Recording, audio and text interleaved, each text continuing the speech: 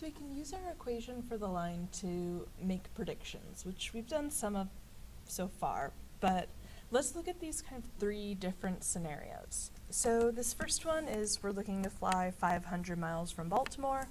So how much would the ticket cost according to the model? So using our equation for the line, what we do is just plug in 500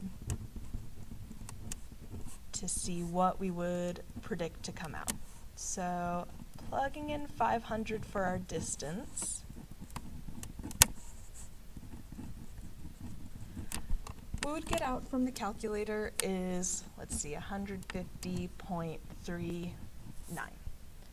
So the idea being if we travel 500 miles, we predict to have an airfare of $150.39. So let's work in terms of our data. This is the idea of going to 500 for our distance and figuring out where we'd be landing on our equation for the line. So that's giving our prediction there. And what we want to note is that 500, it's within this data set.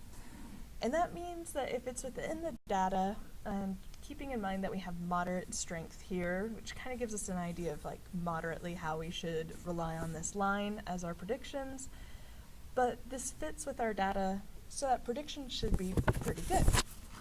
With our next one, where we go flying to Sydney and we're traveling 9,782 miles, we go through the same process of plugging in our distance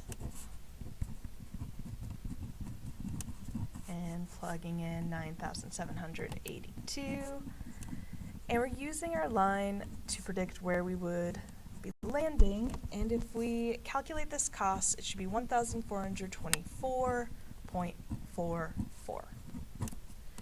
So we get this cost out, which maybe if we look at some flights to Sydney from Baltimore, maybe that's not too far off.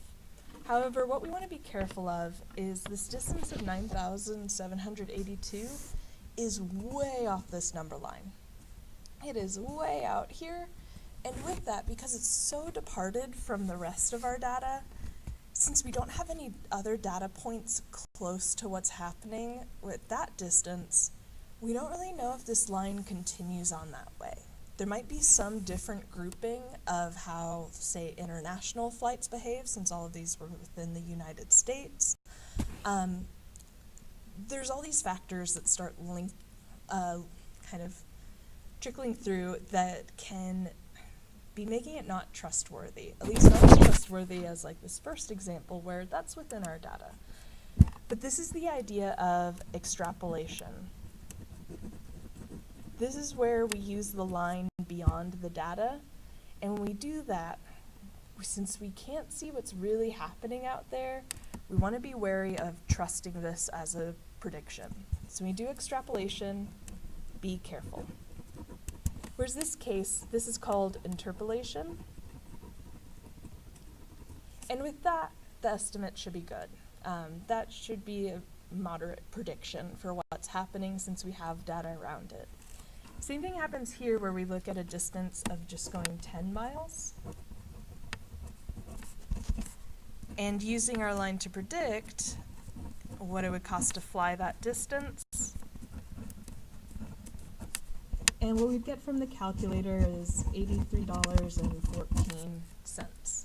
Again, where we can calculate this prediction, we just want to be careful because this distance of 10 miles is here closer to the y-axis, and we just don't have any data around it. We don't know what the behavior is of flights that go such a short distance. There could be factors to think about, like traveling a short distance. Maybe those are only private planes that do that, and those tend to be kind of expensive. So with that, since we can't see the trend, even though we can use this line to make predictions, we want to be careful of these cases of extrapolation. Are we really sure that the trend will continue out there?